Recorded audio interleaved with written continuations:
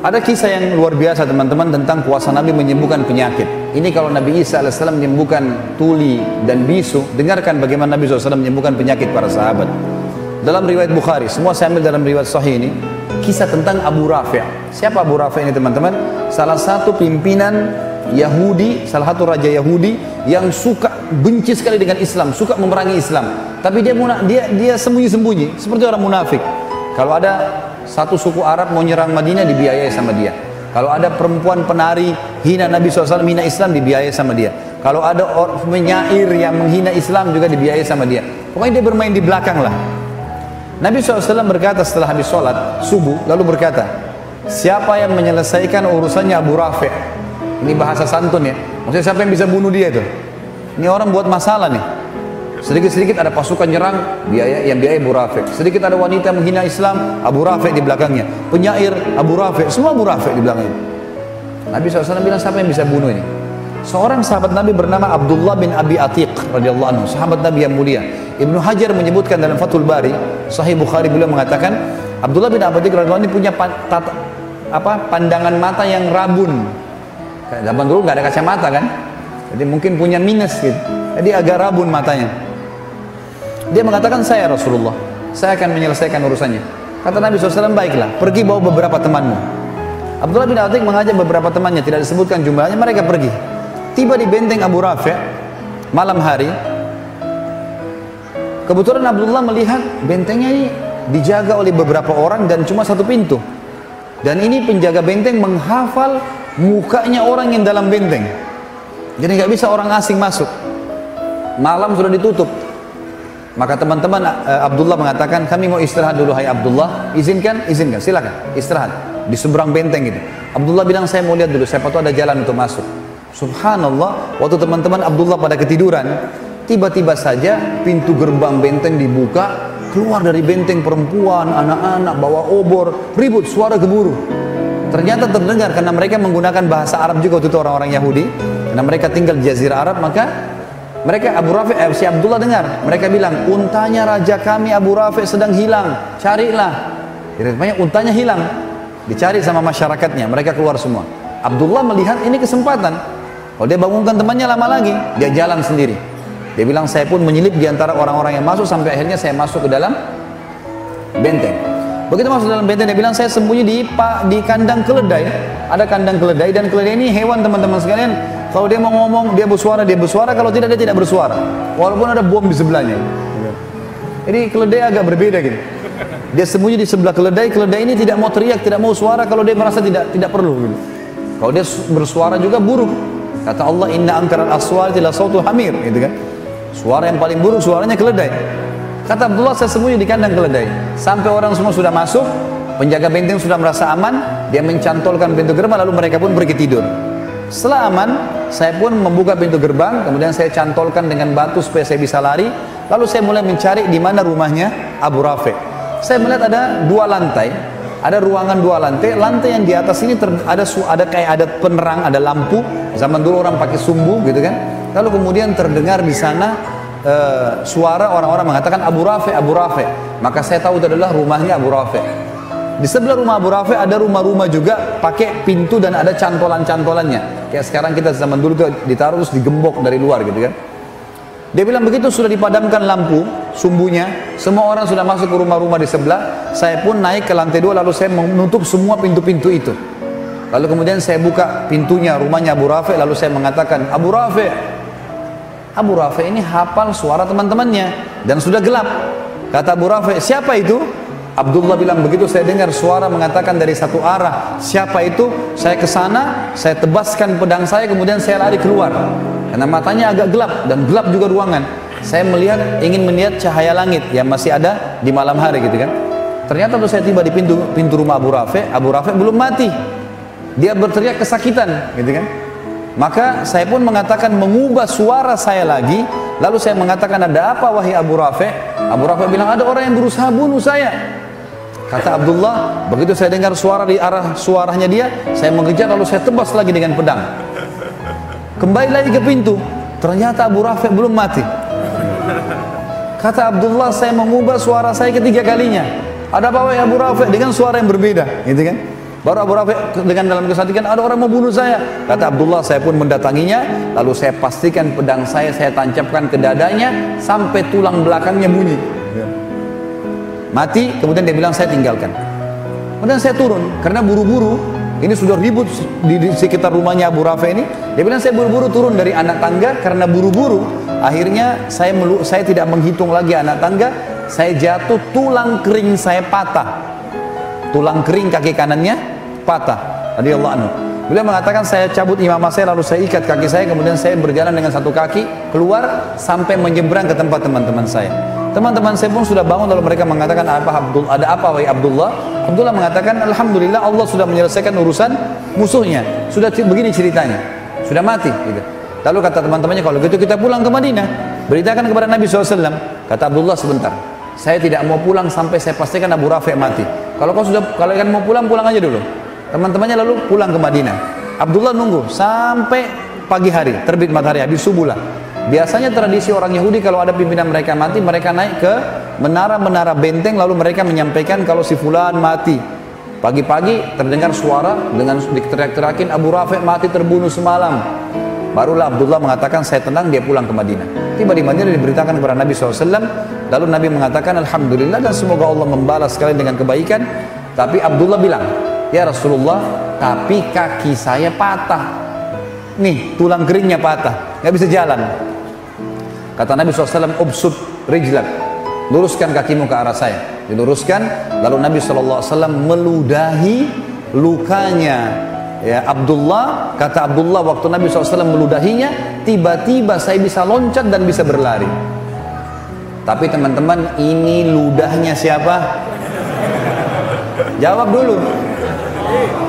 Nabi SAW. Jangan pulang dari sini mengaku ludahnya bisa. Seperti Nabi SAW. Ini mukjizat, ya. Jangan salah paham ini. Karena pernah terjadi teman-teman sekalian, ada satu orang namanya Musailamah al-Kadzdzab. Pernah dengar? Musailamah ini yang mengaku Nabi di zaman Nabi SAW. Makanya diberikan julukan Kadzdzab. Tradisi Nabi SAW itu kalau ada anak bayi yang baru lahir, orang-orang Ansar baru lahir, disuruh datang ke masjid, dibawalah anak-anak ini. Kemudian Nabi SAW mengelus kepalanya, mentahniknya, mengunyah kurma lalu ditempelkan ke langit-langit bayi itu, gitu kan? Nabi SAW memberikan nama. Jadi para sahabat senang gitu. Sampai mereka mengatakan, kami bangga pada saat yang pertama masuk ke perut bayi kami air liur Nabi SAW. Gitu kan? Karena Nabi suka mentahnik.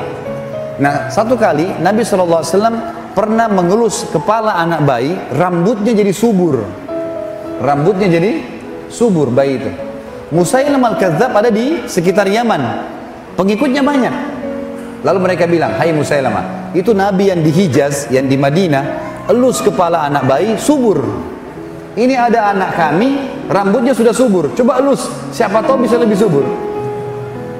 Tiba-tiba waktu Musailamah al-Kadzdzab mengelus rambutnya bayi itu, gugur rambutnya. Dan bayi itu gundul sampai dia tua, keturunannya semuanya gundul. Maaf teman-teman yang gundul, jangan tersinggung. Tapi ini betul, ini kisah nyata terjadi.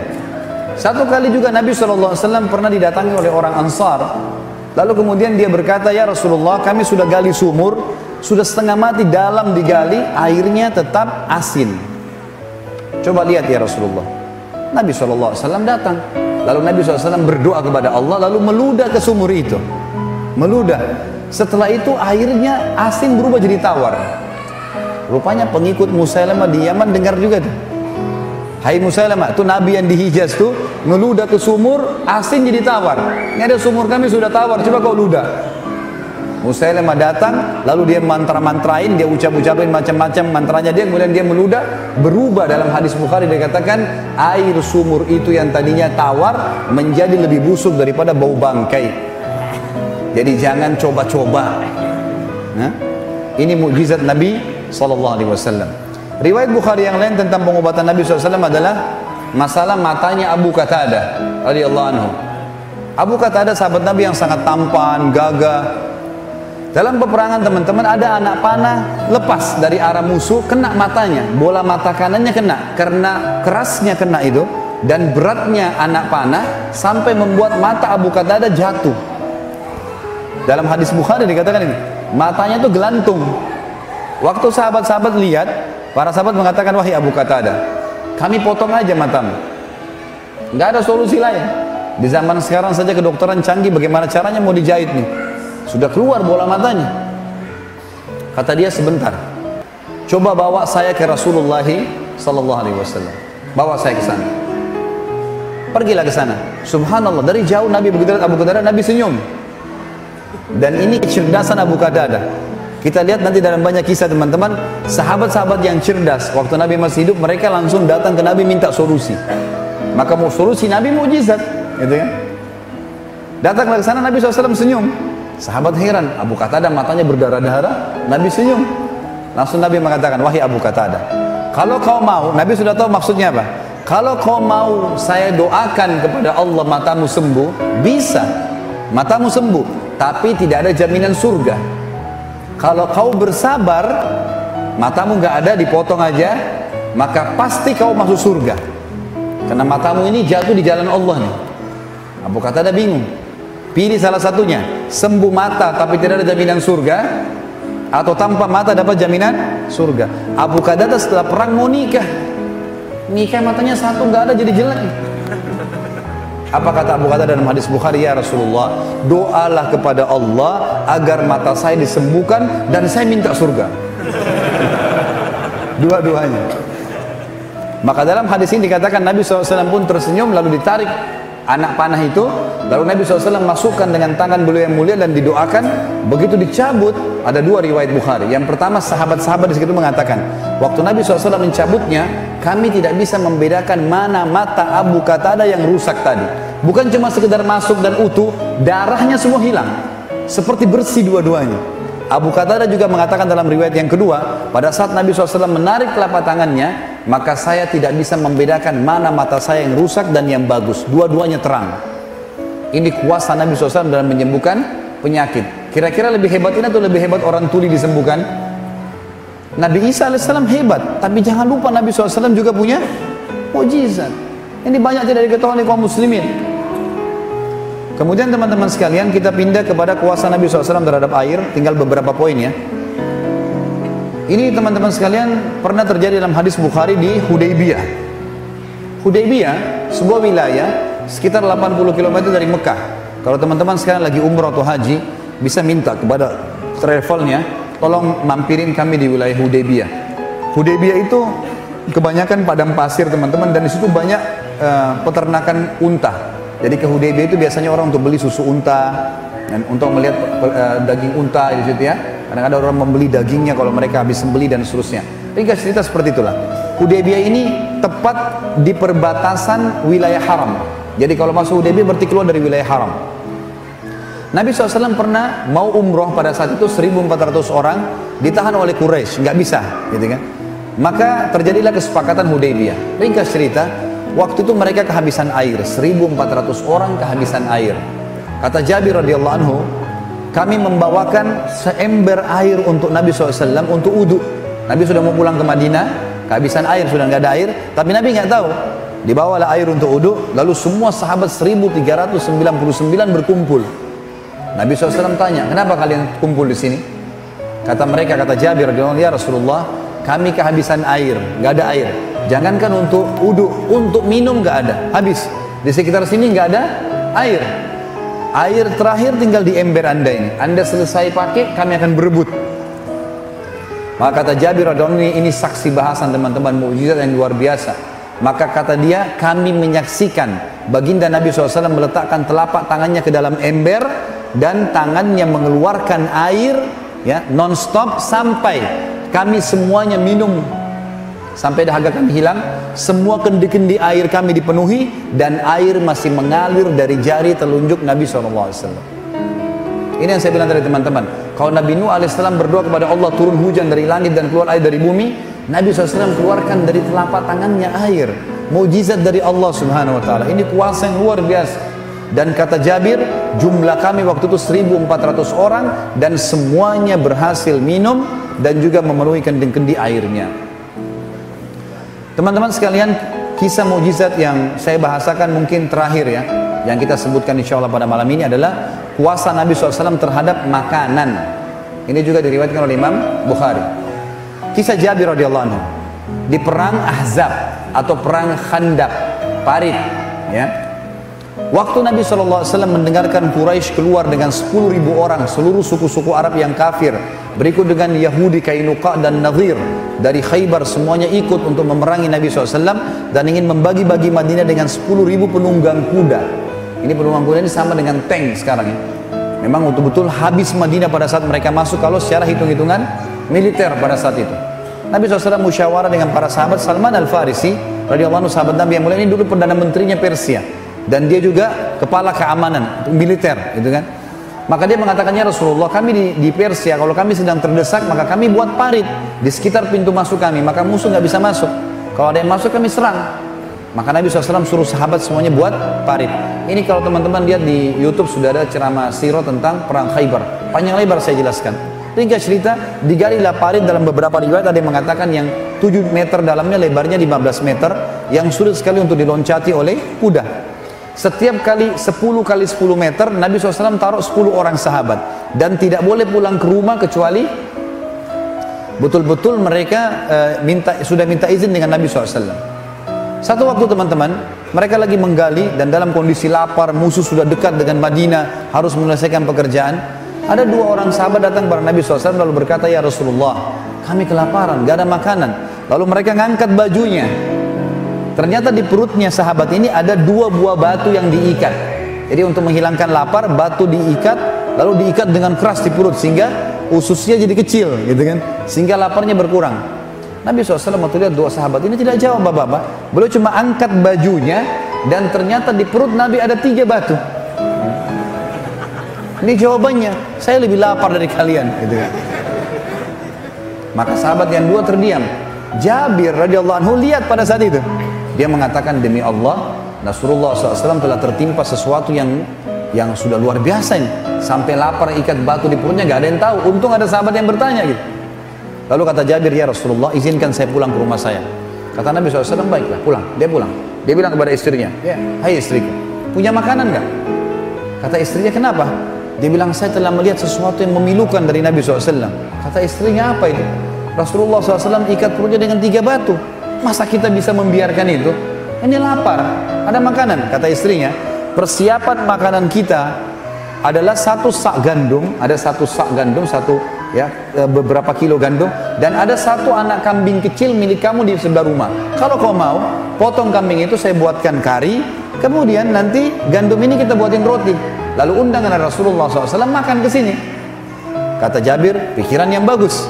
Disembelilah, dibuatlah masakan tersebut. Begitu selesai, sudah siap makanan, kata istrinya, Jabir, ingat, jangan permalukan saya di depan Nabi SAW. Undang Nabi SAW dengan 4 atau maksimal 5 orang sahabatnya.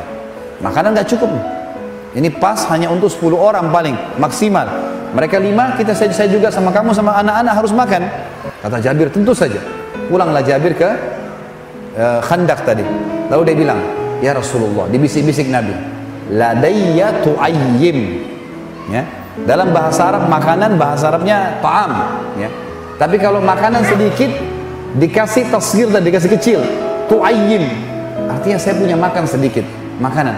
Kata Nabi SAW, datanglah anda ya Rasulullah ke rumah saya dengan 4 maksimal 5 orang teman-teman anda. Maka Nabi SAW bilang, apa yang kau siapkan hai Jabir? 1 kambing kecil dengan 1 sak gandum. Kata Nabi SAW, banyak dan berkah. Tiba-tiba teman-teman, Nabi SAW naik di atas batu tinggi, teriak dengan suara keras, wahai muhajirin dan ansar, kalian semua diundang oleh Jabir. Riwayatnya begitu. Lalu Jabir mengatakan, ya Rasulullah, muhajirin dan ansar. Kata Nabi SAW, iya, pulanglah dan jangan sentuh makanan itu. Coba teman-teman kalau antum di posisi Jabir nih, 1.500-400 orang waktu itu di Khandaq, semuanya lapar, dan pada saat itu disebutkan dalam riwayat Bukhari 3 hari belum makan, tidak ada makanan. Maka Jabir pontang-panting lari ke rumahnya, teriak depan rumah, wahai istriku, kita sudah dipermalukan, gitu. Begitu riwayatnya. Lalu kata istrinya, kenapa? Rasulullah SAW undang muhajirin dan ansar. Kata istrinya, kan saya sudah bilang jangan permalukan. bukan perilaku saya. Nabi yang bilang. Maka istrinya cerdas nih. Ini subhanallah, iman kalau dalam hati ada, lain jawabannya. Maka dia mengatakan, sebentar, ada pesannya nggak Rasulullah SAW? Kata Jabir, ada. Jangan sentuh makanan, jangan sentuh sampai beliau datang. Tunggu, gitu ya. Baik, datanglah Nabi SAW dengan 1.400 orang, 1.400 orang datang. Rame, rumahnya Jabir 4x3. Rumahnya kecil, disebutkan itu 4x3, 4x4. Rumah orang dulu kalau 5x5 itu sudah luar biasa gitu. Maka Nabi SAW masuk, tanya, mana Jabir makananmu? Ini. Lalu Nabi SAW lihat istri Jabir, ditanya, apa yang kau siapin? Gandum ya Rasulullah. Panggil Khabbaza. Khabbaza ini istilah dalam bahasa Arab teman-teman, bagi perempuan pembuat roti, dipanggil kalau mau buat 1.000 roti, 2.000 roti gitu. Panggil Khabbaza, sebanyak yang kau mampu panggil dari wanita Ansar. Kata istrinya Jabir, ya Rasulullah, 1 sak gandum, saya bisa buat. Kata Nabi, panggil Khabbaza. Panggil Khabbaza. Datang puluhan wanita pembuat roti, gitu kan. Lalu kata Nabi SAW, hai Jabir, saya akan sendokkan karinya di wadah, istrimu akan mengambil suilan gandum, taruh di piring, panggil mereka 10-10 orang. 10 orang masuk, sudah makan baru masuk 10 orang lagi. Jangan lebih. Kata Jabir, kami pun melakukan, taruh wadah, panggil 10 orang, kemudian Nabi SAW, istrinya Jabir sobek rotinya, taruh, Nabi SAW sendokin kari, gitu kan. Makanlah 10 orang ini. Dan dalam sebagian ulama hadis mengatakan orang-orang yang makan ini tidak dibatasi oleh Nabi SAW. 3 hari lapar, mereka makan untuk menghilangkan lapar yang 3 hari, dan lapar-lapar yang akan datang. Dan ini bayangin bagaimana makannya gitu, ya. Mereka makan dengan lahap, Nabi tidak pernah batasi. Dan kata Jabir, demi Allah, setiap kali Nabi SAW menyendok karinya dan istri saya menyuil gandumnya, semua kembali utuh. Sampai 1.400 orang makan semua. Semuanya makan. Dan demi Allah, kari kami dan gandum kami tidak berkurang sedikit pun. Sampai mereka semua pulang, maka Nabi SAW berkata, wahai Jabir, masih diperintahkan, bagi-bagikan makanan ini kepada seluruh penduduk Madinah yang belum makan, karena manusia sedang ditimpa kelaparan. Sampai kata Jabir, kami bagikan kepada seluruh masyarakat Madinah, itu pun masih utuh. Nanti setelah mereka makan semua, pada saat sisa saya sama istri saya baru berkurang pada saat kami sendok. Dan ini kuasa Nabi SAW terhadap makanan. Dan banyak contoh-contoh yang lain teman-teman sekalian.